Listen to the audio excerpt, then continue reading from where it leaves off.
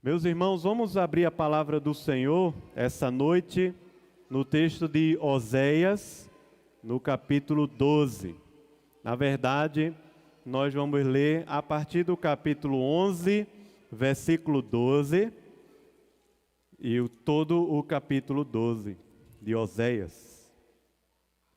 Capítulo 11, verso 12 e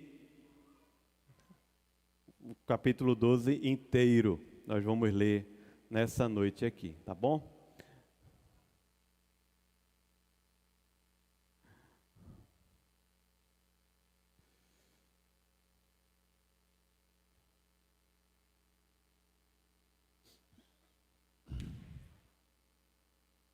Não sei se você é crente há muito tempo, mas acho que uns 15 anos atrás, houve uma campanha do pastor John Piper, através de um vídeo, que circulou bastante no nosso meio, em que ele dizia assim: não desperdice a sua vida. Voltemos ao Evangelho. Esse vídeo assim viralizou de uma forma muito grande. E quando eu estava preparando esse sermão, me lembrei desse vídeo do pastor John Piper. Não desperdice a sua vida. Por isso queria que você lesse comigo Oséias capítulo 12, pensasse sobre o desperdício do amor pactual de Deus. Vamos ler a palavra do Senhor a partir do capítulo 11, verso 12, diz assim: Efraim me cercou com mentiras e a casa de Israel com engano, mas Judá ainda está do lado de Deus e permanece fiel ao Santo. Efraim apacenta o vento e persegue o vento leste o dia inteiro. Multiplica mentiras e destruição. Faz aliança com a Assíria, mas o azeite é levado para o Egito. O Senhor tem uma controvérsia com Judá e castigará Jacó segundo a sua conduta. Ele lhe dará o que merece por seus atos. No ventre, Jacó pegou no calcanhar de seu irmão. No vigor de sua idade, lutou com Deus. Lutou com o anjo e venceu. Chorou e pediu que o abençoasse. Em Betel encontrou Deus e ali falou com ele. E ali Deus falou com ele. O Senhor, o Deus dos exércitos, o Senhor é o seu nome. Quanto a você, volte para o seu Deus, siga o amor e a justiça e espere sempre no seu Deus. Como o mercador que tem nas mãos uma balança desonesta e ama a opressão, Efraim diz: certamente fiquei rico, encontrei muitas riquezas.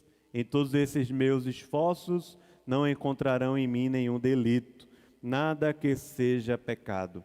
Mas eu sou o Senhor, seu Deus, desde a terra do Egito. Eu ainda os farei habitar em tendas, como nos dias da festa. Falei aos profetas, multipliquei as visões, e pelo ministério dos profetas propus comparações. Será que a transgressão em Gileade? Eles são pura vaidade. Em Gilgal sacrificam bois. Os seus altares serão como montões de pedra nos sulcos dos campos. Jacó fugiu para a terra da Síria. Ali Israel trabalhou para conseguir uma esposa e por ela guardou o gado. Mas o Senhor, por meio de um profeta, tirou Israel do Egito e por um profeta cuidou do seu povo. Efraim amargamente o provocou a ira. Por isso, o Senhor fará com que ele pague pelo sangue que derramou e lhe retribuirá pelas suas afrontas. Amém. Vamos mais uma vez orar ao Senhor, pedindo a iluminação do seu Espírito sobre todos nós nessa noite.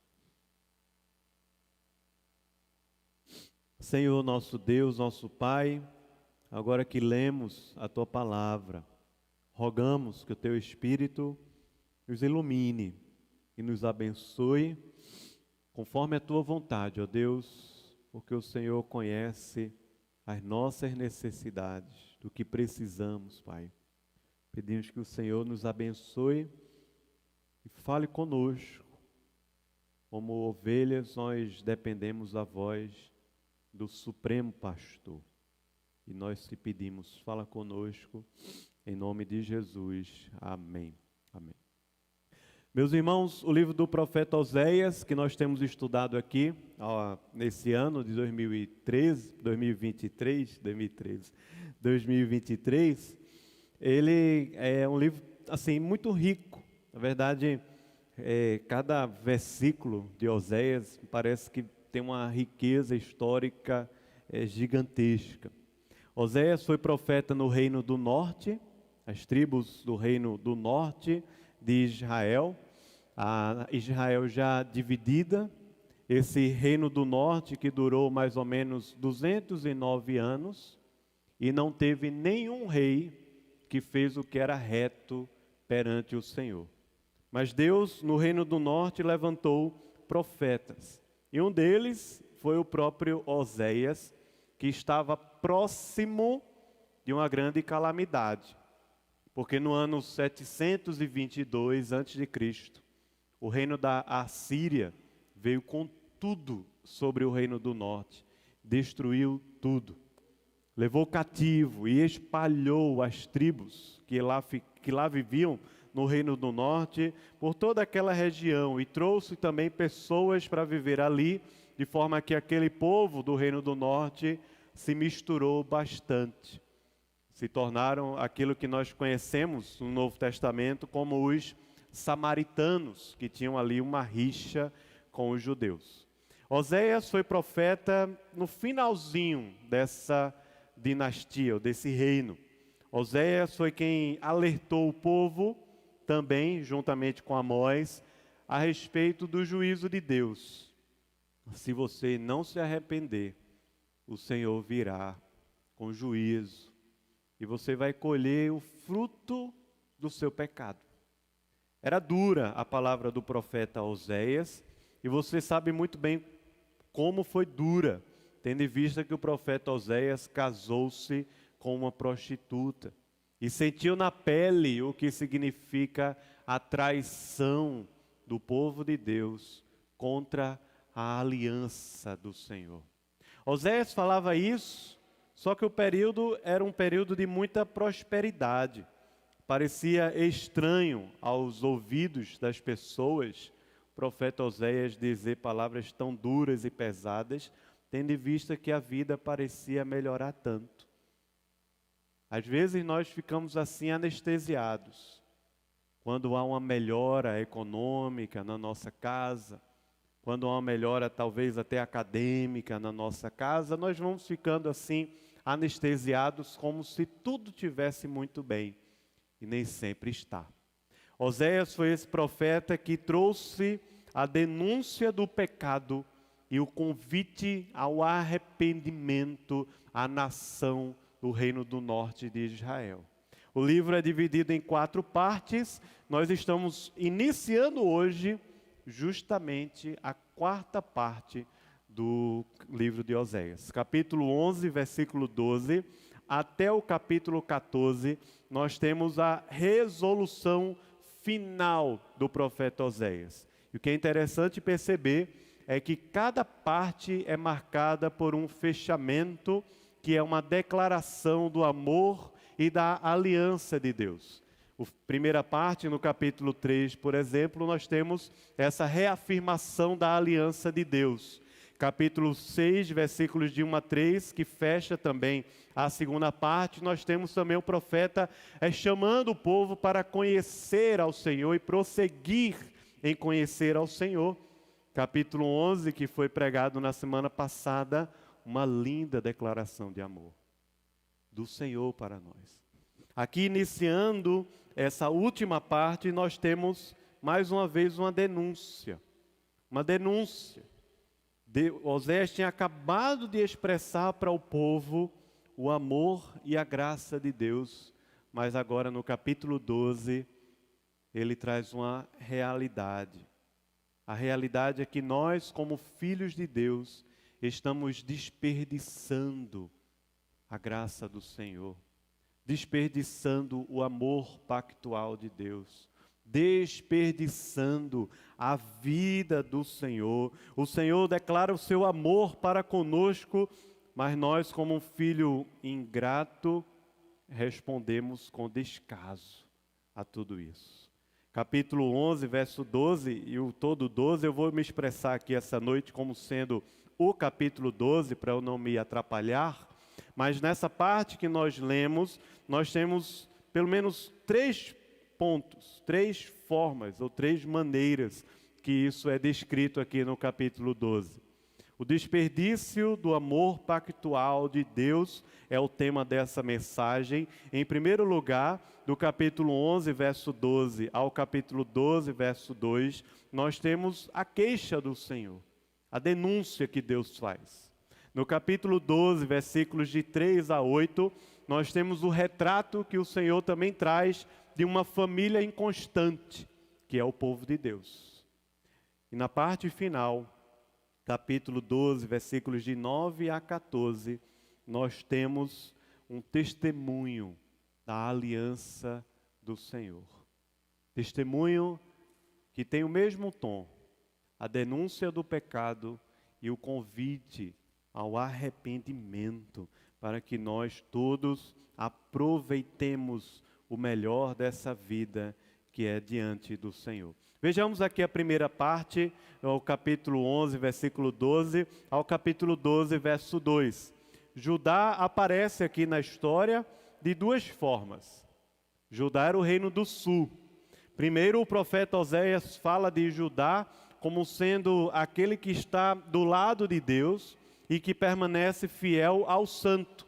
De fato, a nação do reino do sul, em alguns momentos da sua história, se manteve fiel ao Senhor, tiveram reis que fizeram o que era reto perante o Senhor, mas há profecias já sendo ditas a respeito do reino do sul, de que se eles também seguirem no mesmo caminho do reino do norte, o Senhor virá. Aqui, Judá, primeiramente é descrito como sendo o povo que guardou a aliança de Deus.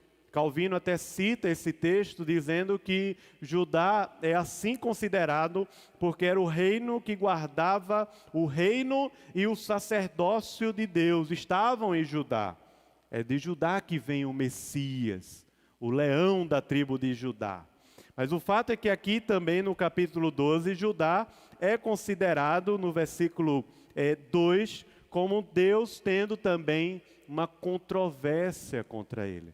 É interessante como Judá aparece nessa profecia, o reino do sul, embora Oséias estivesse pregando ao reino do norte, mas ele aparece em 2 circunstâncias. Primeiro, como sendo aqueles que guardaram a aliança de Deus, que estão fiéis ao santo. Mas segundo, de que Deus também tem uma controvérsia com Judá, porque estava seguindo os mesmos caminhos de Israel. Que caminhos eram esses? Ele descreve aqui alguns pontos nessa parte do texto. Fala que havia caminhos e mentiras. É assim que diz o texto no capítulo 11, versículo 12. Israel, que era Efraim, a maior tribo do reino do norte, tem me cercado com mentiras, com falsidade. E não somente com mentiras, mas também com enganos, que dá aqui a ideia de traição. O meu povo tem sido falso e traíra para comigo. Falsidade e traição estão perto do meu povo. Que é uma coisa estranha. Ainda mais, eles pastoreiam o vento. Apacentam o vento. Estão se alimentando e pastando o vento. Você já ouviu essa expressão em Eclesiastes, quando Salomão, falando sobre a vaidade, diz que tudo isso, ou seja, uma vida que não é temente a Deus, é como correr atrás do vento. É a denúncia que Deus está fazendo aqui ao povo.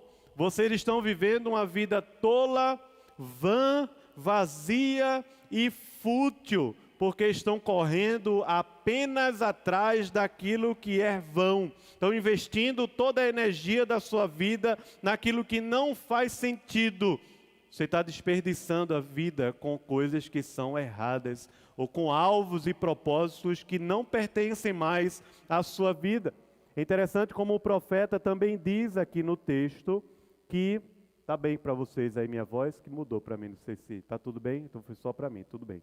Então, ele também diz aqui no texto que Israel persegue o vento leste. Aqui a ideia é do vento que vem do deserto.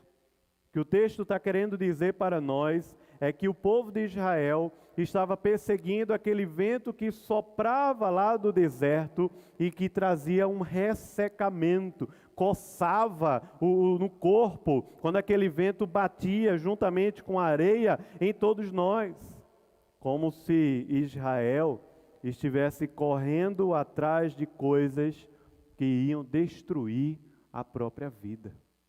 Vocês estão correndo atrás de coisas que vão destruir vocês, que vão ressecar vocês. O vento que vem lá do leste. Vocês multiplicam mentiras e destruição. É o que o texto diz também para a gente. Israel, que era o povo de Deus, agora é o povo que multiplica mentiras e que vive como se fosse uma fraude. Praticam uma fraude. Destroem uns aos outros, destroem a si mesmos. Estão entregando a alma ao engano e à mentira. Israel, ele também diz aqui, é um povo que faz aliança com dois povos, com a Assíria e com o Egito. Como quem está dizendo, vocês não sabem nem o que querem da vida de vocês. Vocês fazem uma aliança com a Assíria para não serem destruídos por ela, ao mesmo tempo que fazem afagos ao Egito para que o Egito destrua a Assíria. Há aqui acordos, o que o profeta está relatando para nós é uma denúncia que envolvia acordos internacionais no meio daquele cenário de guerra. Essa é a queixa do Senhor.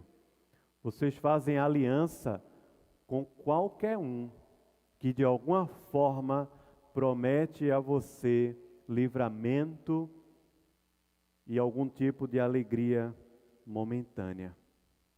Israel e Judá, como aparece mais uma vez aqui no texto, eles têm uma história em comum. Porque o Senhor também diz que tem uma controvérsia contra Judá, contra o reino do norte. Israel e Judá, eles têm histórias em comum. Vieram dos patriarcas. São o povo da aliança de Deus com Abraão, com Isaac e com Jacó, que aparece bastante aqui no texto também. Esse povo tem uma história em comum. Foram escolhidos por Deus, que fez uma aliança com Abraão, com Isaac e com Jacó. Esse povo também que foi liberto lá do Egito e que peregrinou durante 40 anos pelo deserto. Que enfrentou guerras e batalhas em Canaã, mas que conquistou a terra da promessa, prometida lá a Abraão. O povo que teve um rei segundo o coração de Deus, que foi o rei Davi, e que agora divididos, eles também têm uma história em comum. Se afastaram dos caminhos do Senhor, se afastaram da graça do Senhor, desperdiçaram o amor pactual de Deus. E essa é a queixa que o Senhor tinha contra eles. Vocês estão desperdiçando a bênção, a graça e a vida que Deus estabeleceu para vocês como povo que foi eleito pelo Senhor. No meio de todos os povos da terra, o Senhor amou a Israel, atraiu com cordas de amor a Israel. E colocou o seu próprio nome em Israel, dizendo, vocês serão chamados segundo o meu nome, vocês serão o meu povo e eu serei o Deus de vocês. Na segunda parte desse texto, versículos 3 ao versículo 8, nós temos o profeta, de alguma forma, retratando uma família que tem altos e baixos. Poderia dizer essa noite que mais baixos do que altos. Cenário ou retrato de uma família inconstante, que ouviu a queixa do Senhor, mas agora o profeta Osés de alguma forma vai tentar trazer a história de volta. E aqui ele traz a história de Jacó. Ele lembra e vai trazer no passado toda a história que o patriarca Jacó viveu, aquele que era um enganador, que já nasceu puxando o calcanhar do seu irmão, que lhe tirou o direito de primogenitura, que enganou seu pai e recebeu a bênção, mas que pela graça e providência de Deus, era o Senhor quem tinha amado a Jacó e aborrecido a Esaú. Jacó mentiu em nome de Deus para o seu pai, enganou o seu próprio irmão. Passou muitos anos da sua vida peregrinando pelo deserto, de um lado para o outro, tentando fazer a vida dar certo, até que Deus, com sua graça e misericórdia, se encontra com Jacó, e ali em Betel, aquele lugar que ficou conhecido como Casa de Deus, que é o significado de Betel, ali em Betel, Deus se encontra com Jacó e transforma a vida de Jacó. Jacó se deparou com um anjo, o anjo toca na sua coxa direita, Jacó se deparou com o Senhor. A sua vida foi transformada e é esse contraste que o profeta Oséias traz aqui.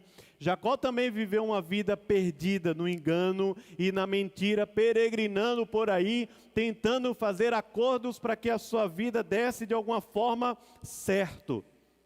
Mas o Senhor também foi misericordioso e gracioso e foi ao encontro de Jacó para transformar a sua vida e fazer dele um homem de Deus. Veja o que ele diz no versículo 3, quando ele diz o seguinte: no ventre Jacó pegou no calcanhar do seu irmão, mas no vigor da sua idade ele lutou com Deus. Versículo 4, lutou com o anjo e venceu. Chorou, pediu que eu abençoasse. E foi lá em Betel que Jacó encontrou-se com Deus. Foi lá em Betel que o Senhor falou com Jacó. A expressão da aliança ou da eleição divina. Não foi Jacó que escolheu a Deus. Jacó antes escolheu um caminho de mentiras, de falsidade, de engano e de traições. Mas Deus, por sua graça e misericórdia, vem ao encontro de Jacó e faz daquele homem um homem de Deus. Deus se encontrou com Jacó, Deus falou com Jacó. Versículo 4, exatamente isso que o profeta Oséias diz para nós. Lembrando a história do povo de Deus. Lembrando que nós também viemos, ou temos a nossa sombra, pessoas que um dia caminharam segundo a sua própria sorte, segundo os próprios desejos do seu próprio coração, mas que Deus foi misericordioso e os alcançou para que eles pudessem provar do arrependimento e da vida do Senhor. Aqui no versículo 5, o profeta Oséias, como que com um hino, como uma doxologia, no meio dessa história toda resgatada, ele diz: o Senhor, Ele que é Deus dos exércitos, o Senhor é o seu nome, assim diz o profeta Oséias. Aqui no versículo 5, o profeta Oséias traz a nossa atenção para Deus, não é Jacó. Não é a história nacional de um povo, mas é Deus fazendo a sua obra por meio de um povo. É Deus que não é Senhor apenas de Betel, que não é Senhor apenas de Jacó, mas que é Senhor dos exércitos. Oséias chama a nossa atenção para Deus como aquele que governa sobre toda a terra. E no versículo 6, o profeta Oséias, de uma forma assim muito graciosa, diz assim para o povo: quanto a vocês, ou seja, quanto a nós, como Miqueias faz no capítulo 7, não é isso? Acho que o verso 7, não lembro, ou 8, quando ele diz assim, que o que Deus requer de ti, que ames a misericórdia, o juízo e andes humildemente com o teu Deus. Aqui o profeta Oséias faz isso. Quando ele diz assim: quanto a você, volte-se para Deus. Veja que o profeta agora está falando para o povo como que fazendo um apelo, dizendo ao povo assim: volte-se para Deus. Essa palavra aqui no original é a ideia de um povo que está se arrependendo e voltando-se para Deus. até usada como um sentido de avivamento. No Salmo 85, quando diz, porventura não voltarás a vivificar-nos, ó Deus, exatamente essa expressão de alguém que está se voltando para Deus. Deus se voltando para nós e o nosso coração se voltando para Deus. Esse é o clamor do profeta. Volte-se para Deus. Pare de viver a vida segundo os desejos do seu próprio coração. Volte-se para Deus.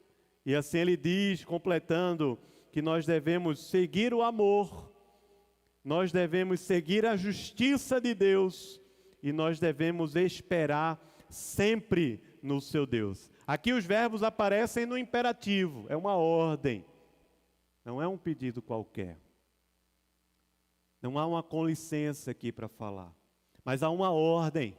A ordem é: siga a aliança de Deus. A palavra aqui, amor, que é aquela muito conhecida no hebraico, que denota a ideia da benignidade, da aliança de Deus, a Hesed. A aliança de Deus, a benignidade de Deus. Aqui quando ele fala da justiça, ele fala de Deus fazendo justiça na terra, da lei do Senhor fazendo justiça na terra. E ele termina também dando uma ordem a todos nós, para que ativamente nós esperemos no Deus da nossa salvação e façamos isso continuamente. Há um sentido forte aqui no verbo, como que o profeta está dizendo assim, de forma forte, persuasiva: aguarde ansiosamente em Deus, espere no Senhor e faça isso com grande expectativa. Porque às vezes a gente tem a impressão de que esperar no Senhor é uma atitude passiva de alguém que não quer nada com a vida. Enquanto que o profeta está dizendo o contrário. É uma atitude ativa de alguém que vive pela fé. Ele espera, mas não espera como quem está entregando os pontos porque não tem mais perspectiva alguma, mas espera porque sabe o Deus em quem ele está esperando. Espere no Deus da sua salvação e faça isso continuamente, porque de fato a nossa caminhada com o Senhor é marcada por dependência constante dEle e submissão aos seus propósitos na nossa vida. O profeta Oséias continua, e aqui o profeta traz novamente a realidade. Esse povo que um dia se encontrou com o Senhor, vive uma vida inconstante. Altos e baixos, mais baixos do que altos. Versículos 7 e 8, o profeta diz assim: como um mercador que tem nas mãos uma balança desonesta e ama a opressão. Efraim diz: certamente eu fiquei rico, encontrei muitas riquezas, em todos os meus esforços não encontrarão em mim nenhum delito, nada que seja pecado. Há um trocadilho aqui com a palavra mercador. Mercador com a palavra Canaã no hebraico. Há um trocadilho. Esse texto é cheio de riqueza, assim, nas palavras que o profeta escolheu para utilizar.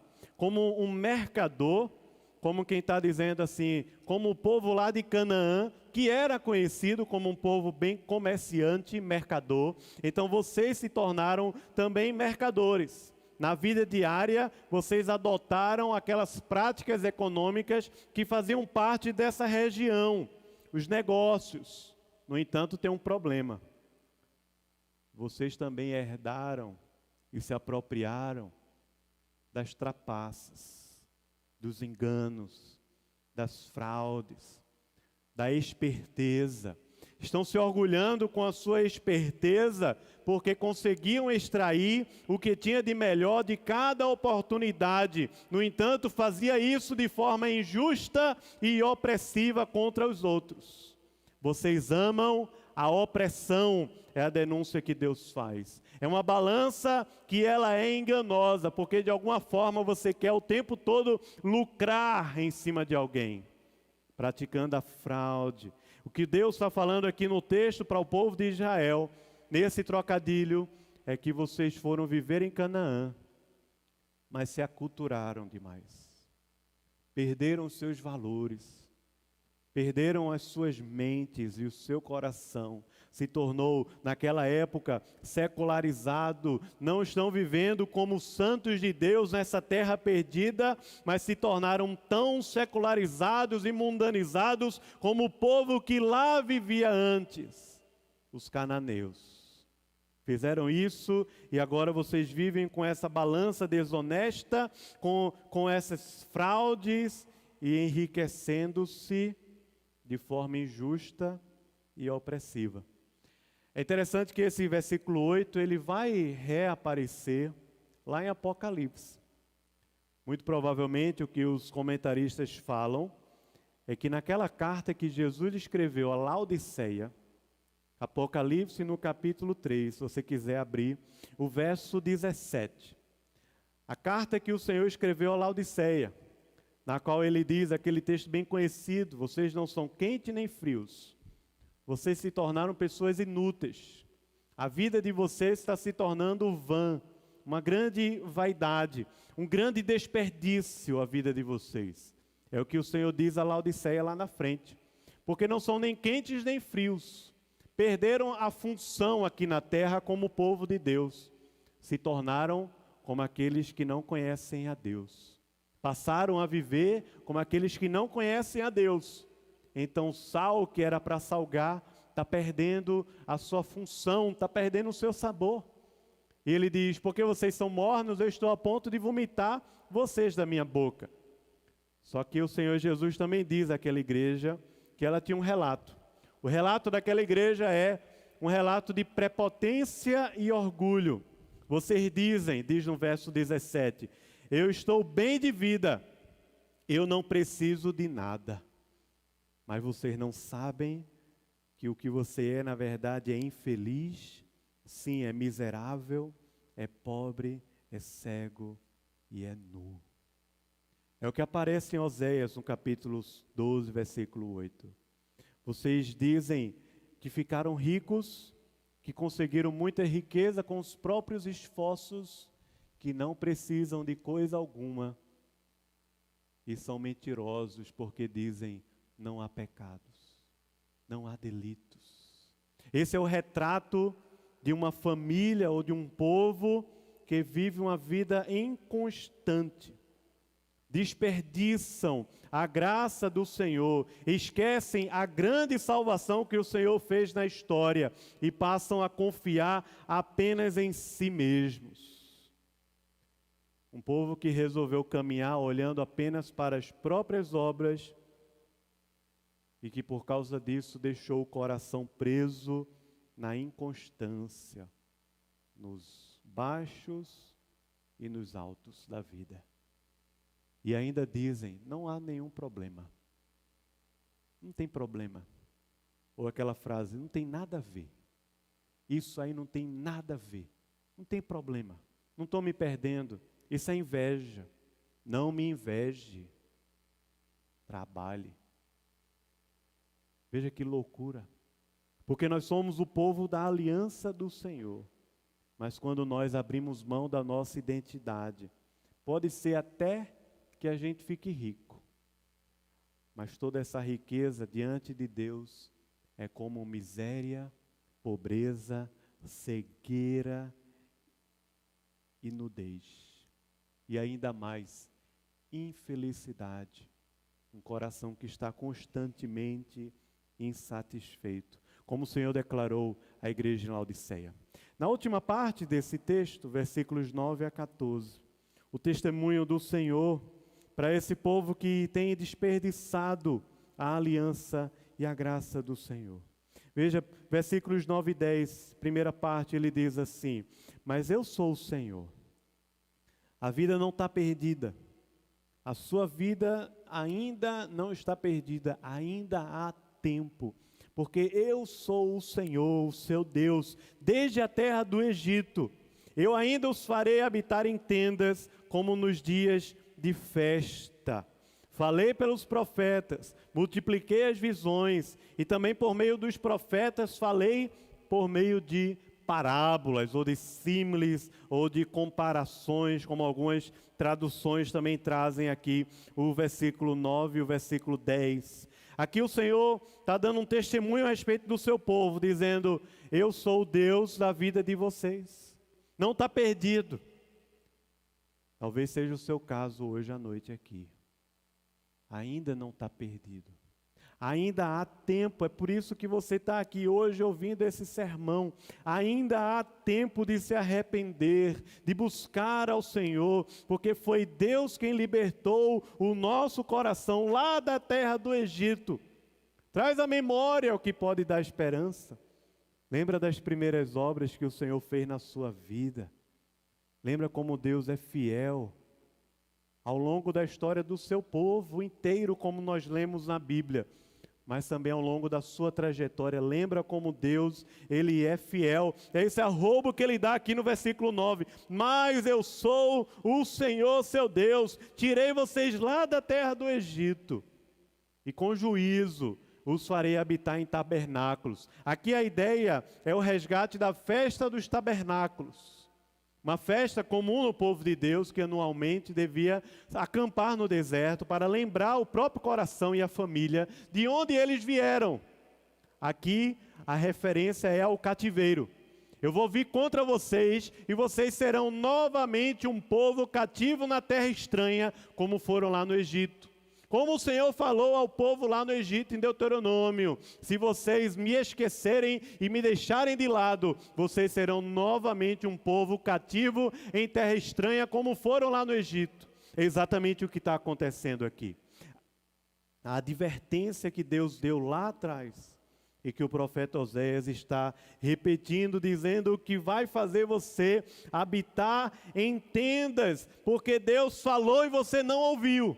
Falou por meio dos profetas, a palavra de Deus foi pregada por meio de parábolas, de visões, como era próprios ao Antigo Testamento. Mas você não deu ouvidos à palavra, ao convite, à advertência que Deus deu por meio dos seus profetas. Como Deus faz hoje, todos os domingos que nos reunimos como igreja, a voz do Supremo Pastor se faz ouvida pela sua palavra, para que nos arrependamos e tenhamos plena consciência o tempo inteiro de que um dia nós fomos escravos no Egito, mas o Deus que de lá nos tirou também nos sustenta até o final da nossa vida. O Senhor continua falando agora nos versículos 11 e 12. O testemunho que o Senhor dá a respeito daquele povo é: será que a transgressão em Gileade? Vaidade é o que tem lá. Em Gilgal, eles sacrificam bois. Os seus altares serão como montões de pedra nos sulcos dos campos. Porque Jacó fugiu para a terra da Síria. Ali Israel trabalhou para conseguir uma esposa, e foi lá por ela que guardou o gado. É o que diz o texto. Aqui também um imenso jogo de palavras, que não daria tempo da gente abordar tudo que tem nesses dois versículos. Eu precisei resumir. Mas o fato é que o Senhor cita aqui lugares que eram marcados pela idolatria. E o Senhor lembra a história de Jacó, que trabalhou 14 anos por um casamento que na verdade virou 2. Lia e Raquel. E a advertência que o Senhor está dando aqui ao povo é sobre esse gasto de energia que nós temos em torno da idolatria e da imoralidade sexual. Vocês estão perdendo o tempo de vocês. Nós estamos desperdiçando a nossa vida e virando monturo, é o que ele diz. Desperdiçando toda a energia da sua vida, que está virando um monturo, um monte de pedras inúteis, que não tem mais serventia, vão virar lixo, vai perder a sua função, não tem mais como abençoar, não é nem quente nem frio, como diz lá em Laodiceia, não reconhece mais a sua posição diante de Deus, mesmo tendo ouvido a advertência do Senhor, mas resolve seguir o próprio coração. Na parte final, nos versículos 13 e 14, o profeta assim nos diz que por meio do Senhor, ou por meio de um profeta, o Senhor tirou Israel do Egito, e também por um profeta cuidou do seu povo. Israel amargamente provocou a ira ao Senhor. Por isso o Senhor fará com que ele pague pelo sangue que derramou, e lhe retribuirá pelas suas afrontas. Os últimos 2 versículos aqui do texto do capítulo 12. Esse testemunho do Senhor a respeito de um povo que, mesmo tendo sido salvo por Deus, liberto pelo Senhor, resolveu viver em meio ao derramamento de sangue e afrontas. Os profetas que aparecem aqui no versículo 13, quando ele diz, por meio de um profeta tirou Israel do Egito e por meio de um profeta cuidou do seu povo.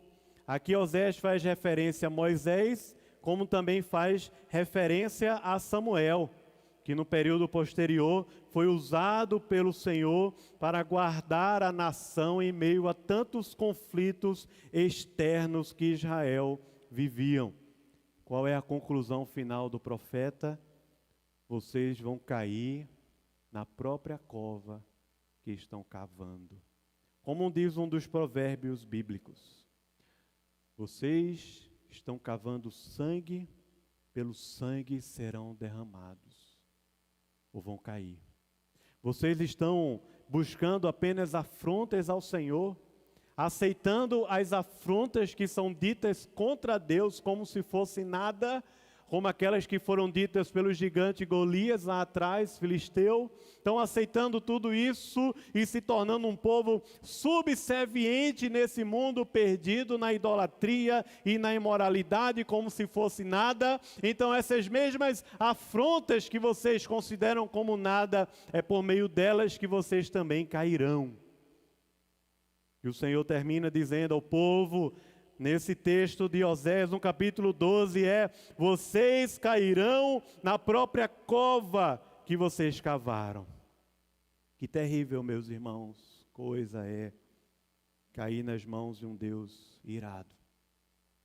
Que terrível coisa é vivermos escravos do nosso próprio coração, escravos dos nossos pecados, dos nossos ídolos, que destroem a nossa vida e a nossa família. Mas graças a Deus por Jesus Cristo. Graças a Deus por sua rica misericórdia. Porque a história não termina aqui. E essa noite não precisa terminar aqui também. Ela pode terminar em Cristo. Ela pode terminar com mais uma confiança no pastor que nos tirou do Egito, no pastor que nos sustentou em todas as batalhas da nossa vida. Graças a Deus por sua rica misericórdia, porque Cristo pagou com o seu sangue o preço para nos livrar do poder e da culpa do pecado. É o que nos diz o profeta Isaías, você lembra disso? Capítulo 53, se você quiser abrir, Isaías capítulo 53, versículos 4 e 5, quando o profeta Isaías disse, certamente ele tomou sobre si as nossas enfermidades e as nossas dores levou sobre si, e nós o considerávamos como aflito, ferido de Deus e oprimido, mas ele foi traspassado por causa das nossas transgressões e esmagado por causa das nossas iniquidades. O castigo que nos traz a paz estava sobre ele, e pelas suas feridas nós fomos sarados.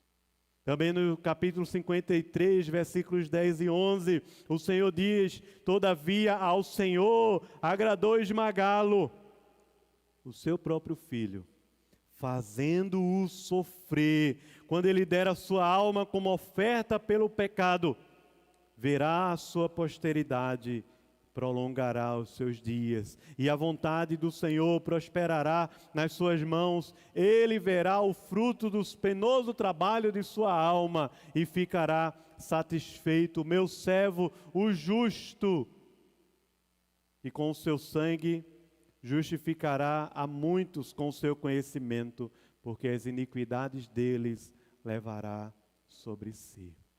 Graças a Deus por Jesus Cristo, que não desperdiçou o amor pactual do Pai, antes cumpriu todas as exigências, recebeu a ira do Senhor sobre si, para que nós, o povo da aliança de Deus, passemos a provar das bênçãos espirituais nas regiões celestiais em Cristo. Cristo sofreu sobre si as afrontas para que eu e você pudéssemos viver em um reino de justiça e paz. Veja como esses versículos 13 e 14 poderiam ficar em Cristo. Nós poderíamos ler assim: por meio de Cristo, o Senhor nos libertou da escravidão do pecado. E por meio de Cristo, o Senhor cuidou de todos nós em meio a todas as batalhas da nossa vida. Pois como o apóstolo Paulo diz em Romanos, capítulo 8, versículo 32... aquele que não poupou o seu próprio filho, antes por todos nós o entregou, porventura não nos dará graciosamente com ele todas as coisas? Porventura o Senhor negaria a nós, os seus filhos, alguma coisa? Se ele não negou o seu próprio filho. Como diz no versículo 13 aqui, por meio de um profeta nos tirou do Egito, apontando para Cristo, Moisés, Samuel depois apontando para Cristo, cuidando do seu povo, os profetas, os reis, os sacerdotes, todos apontando para Cristo, porque foi por meio de Cristo que o Senhor nos libertou do pecado e da culpa. E é por meio de Cristo que o Senhor também cuida de nós, que somos o seu povo. Veja o versículo 14.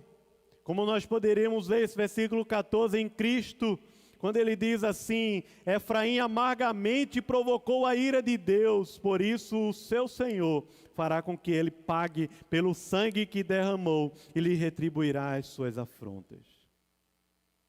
Mas nós sabemos que em Cristo nós provocamos amargamente a ira do Senhor, mas ao Senhor agradou esmagar o seu próprio Filho, para pagar o preço com o seu próprio sangue e receber sobre si todas as nossas afrontas, para nos dar a vida eterna. Por isso, meu irmão, não desperdice a sua vida. Não desperdice o amor pactual de Deus, porque um alto preço foi pago para que nós vivamos em santidade, no seu caminho, em consagração, na sua palavra, não como mentirosos, fraudulentos, prepotentes e orgulhosos, mas como servos humildes, quebrantados, amando ao Senhor, seguindo o seu amor, seguindo a sua justiça e esperando no Senhor. Por isso quero terminar esse sermão dizendo a você que está hoje à noite aqui, vivendo uma vida de mentiras e enganos. Deus tem uma queixa contra você. Deus tem uma queixa contra você. Porque o Senhor não se agrada de uma vida de pecados. O Senhor não se agrada de uma vida de idolatrias e imoralidades. Mas o convite do Senhor para nós é: olhe para a misericórdia de Deus. Olhe para Jacó, como Deus foi misericordioso com Jacó, como Deus é misericordioso com o seu povo Israel, como Deus tem sido misericordioso para conosco. Olhe para a sua misericórdia em meio à história do povo de Deus. Aguarde no Senhor, siga o seu amor, volte-se para Deus hoje mesmo. Não se iluda com o poder da riqueza.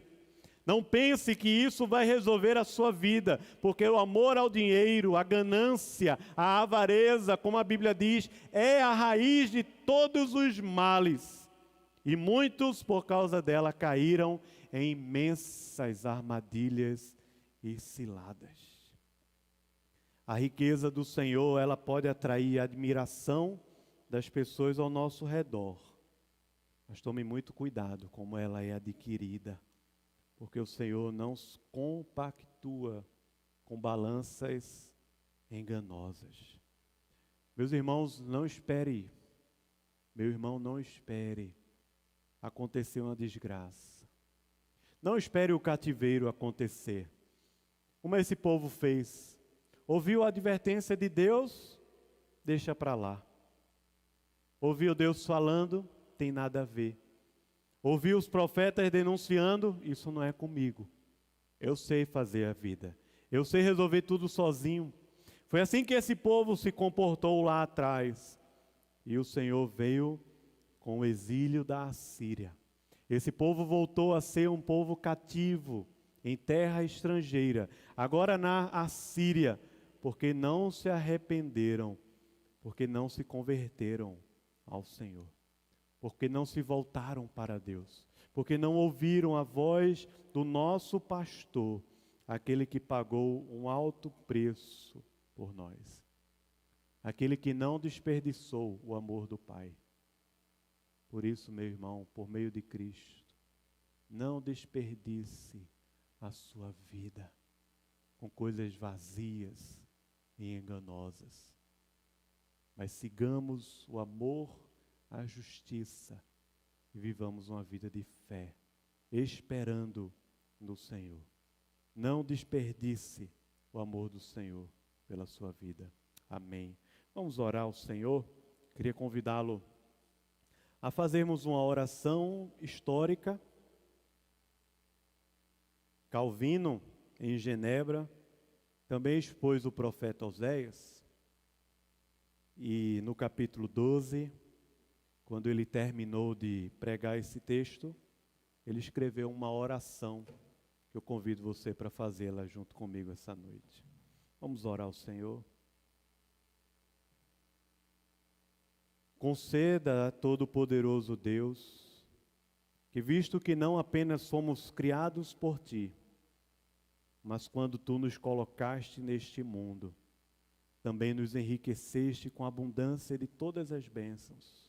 Ó Senhor, permita que não transfiramos a outrem a glória devida a Ti, e especialmente que, visto como somos diariamente admoestados por Tua palavra, e até severamente repreendidos, não resistamos com uma dureza férrea, mas nos tornemos maleáveis a Ti, e não nos entreguemos a nossas próprias invenções, mas sigamos com verdadeira docilidade e mansidão, aquela regra que Tu tens prescrito em Tua palavra, até finalmente, havendo nos desvencilhado de todos os restos de erros, gozemos daquela bendita luz que Tu nos preparastes no céu, mediante Jesus Cristo, o nosso Senhor, em nome de quem oramos. Amém.